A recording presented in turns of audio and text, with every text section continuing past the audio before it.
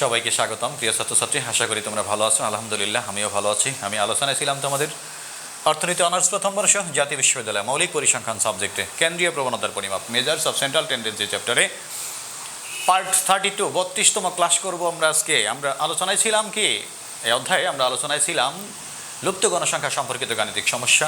আজকে হবে ওই সম্পর্কিত সমস্যার তৃতীয় সমাধান। দেখো একটা কোশ্চেন, নিচের গণসংখ্যা বিন্যাস হতে F3 ও F6 এর মান নির্ণয় করো। দেখো আমরা এর আগের ক্লাস দুটাতে হোয়াট দেখেছিলাম, এখন পজিশনের নাম দেয়া আছে F3 F6। কেন দেখো, ফার্স্ট সেকেন্ড থার্ড পজিশনে হোয়াট অর্থাৎ F3 এবং সিক্সথ পজিশনে হোয়াট না দিয়ে F6 দিয়েছে, পজিশন ঠিক রেখে নামকরণ করা হয়েছে। তো এখন আমরা এইখানে আর ধরি লুপ্ত গণসংখ্যা দ্বয় F3 F6 এটা লিখবো না, কারণ কোশ্চেনই দেওয়া আছে। তো খেয়াল করি অ্যান্সার।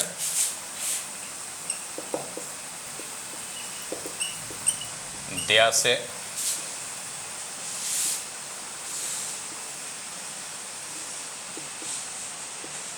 শ্রেণী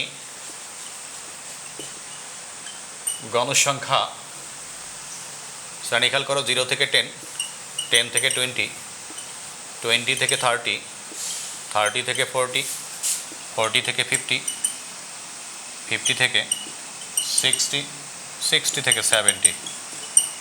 7টা শ্রেণী আছে সম্ভবত, 1 2 3 4 5 6 7 ইয়েস।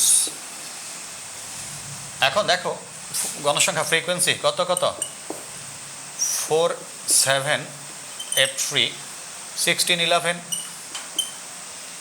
F6 4। মনোযোগ সহকারে খেয়াল করি। আমাদের কোশ্চেনে দেওয়া আছে কি গড় 36.5 এবং মোট গণসংখ্যা n = 60 এবং দেওয়া আছে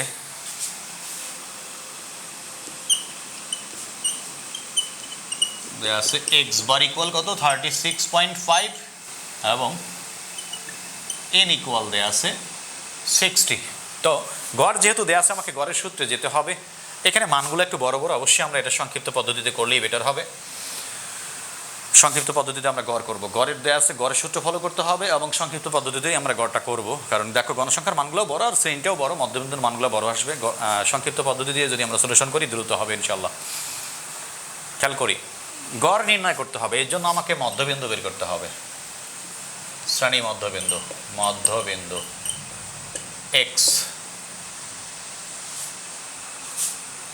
0 আর 10 যোগ করলে 10, 10কে 2 দ্বারা ভাগ করলে কত হবে 5। এটা কি 10 থেকে 20, 10 থেকে 20। 10 আর 20 যোগ করলে হবে 30, 30কে 2 দ্বারা ভাগ করলে হবে 15। যেহেতু সবগুলোরই ব্যবধান 10 এবং ধারাবাহিকতা আছে বিধায় 10 করে যোগ করে দাও। 15 এর সাথে 10 যোগ করো 25, 35, তারপরে হচ্ছে 45, 55 প্লাস 1 65। এখন গড়ের সূত্রে আমি কি বলেছিলাম তোমাদেরকে, সংক্ষিপ্ত পদ্ধতিতে করব আমরা, তাহলে সুবিধাজনক অবস্থায় থাকবো। দেখো ডি ইকুয়াল, আমরা ডেভিয়েশন দিতে, ডেভিয়েশন মানে কি বিচ্যুতি, অর্থাৎ নতুন চলক এক্স চলক থেকে ডি চলকে এক্স এর মান, চলকে এক্স এর মান হলো এগুলোকে আমরা ডিতে পরিণত করব, নতুন চলকে যাব। তো কি এক্স মাইনাস এ, আর যখন শ্রেণী ব্যবধান সমান হবে তখন কি হবে, ভাগ সি হবে, এক্স মাইনাস এ ভাগ সি। তো আমরা এই এক্স, তো এগুলোই এক্স, সি তো হচ্ছে শ্রেণী ব্যবধান কত 10, প্রত্যেকটারই ব্যবধান 10 সি এর মান, আর এটা হচ্ছে অ্যাজিউমড মিন অনুমিত গড়।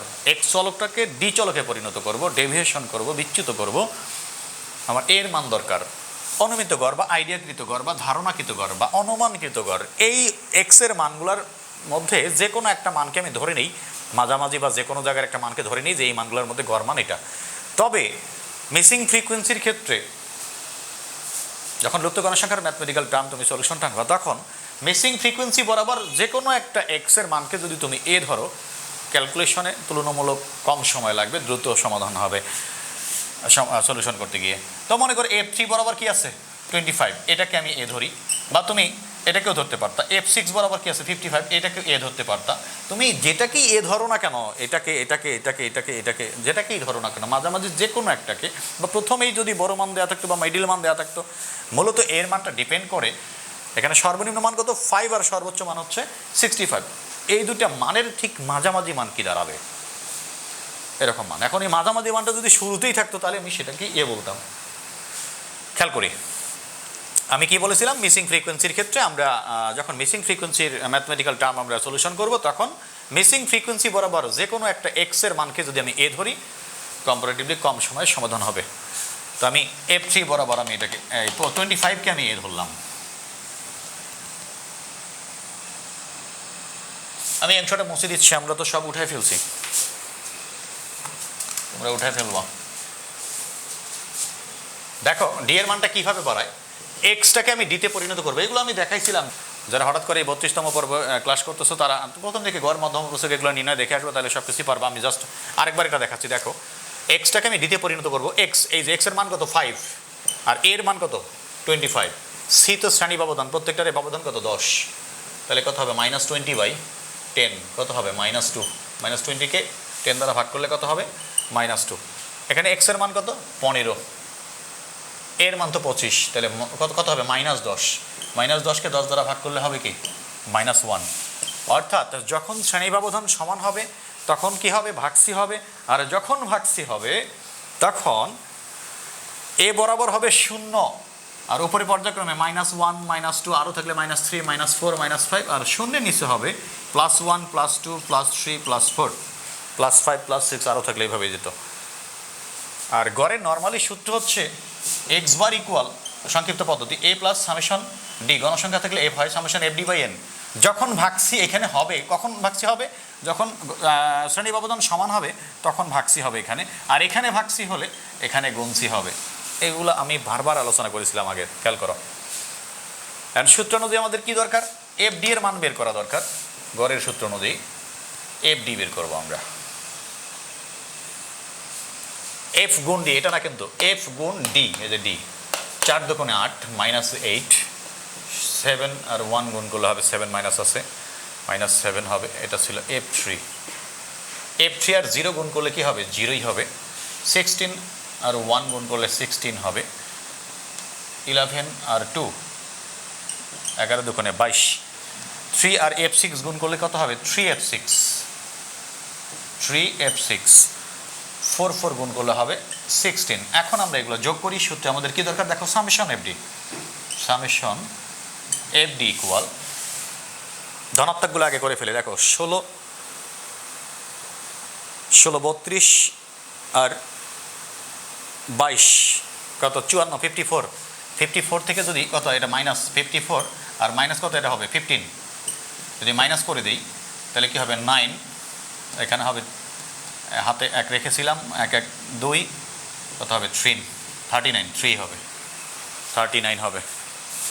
অর্থাৎ 39 প্লাস, আমি কিন্তু এটা অ্যাড করি নাই, দেখো এটা কিন্তু অ্যাড করি নাই 3F6, এটা তো যোগ অবস্থায় থেকে যাবে কারণ এটা F আছে, ফ্রিকোয়েন্সি আছে।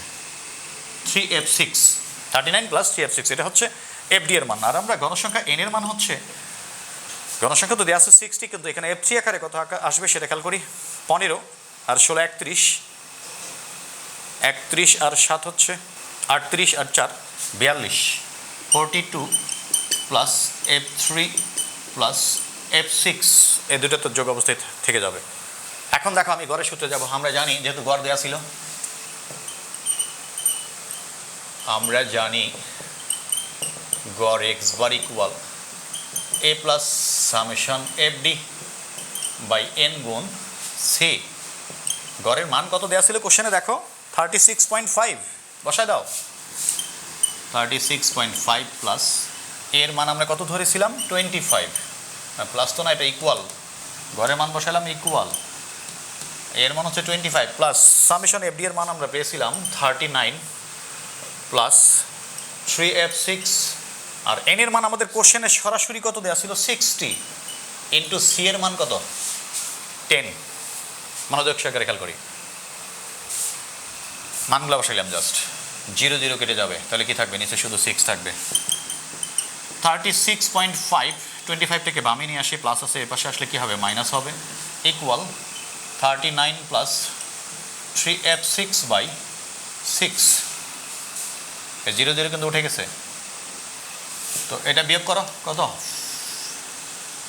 5 6 11 11.5 হবে। 36 থেকে 25 মাইনাস করলে কত হবে 11, আর 0.5 তো আছে, ইকুয়াল 39 প্লাস 3f6/6 আর গুণ করো, এখানে নিচে নাই মানে 1, তো এটা পুরোটার সাথে 1 এর সাথে গুণ হবে। 39 প্লাস 3f6 ইকুয়াল 5 6 30 0 6 11 66 আর 3 69 হবে। খেয়াল করো, তোমরা ক্যালকুলেটারে গুণগুলো করে ফেলবা, আমার মতো করে মুখে মুখে করবো না, আমি তো অনেক দ্রুত টানতে পারবো, কিন্তু এটা প্র্যাকটিস করতে গেলে তোমরা ধরা খাবা। 69 দেখো 3f6 ইকুয়াল 69 মাইনাস 39, তোমরা উঠায় ফেলো, আমি মুছে দিচ্ছি। কি পাইলাম নিচে দেখো, 3f6 ইকুয়াল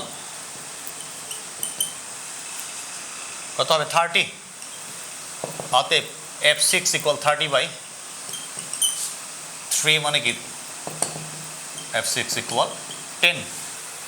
আবার আমাদের এখানে কি দেওয়া আছে,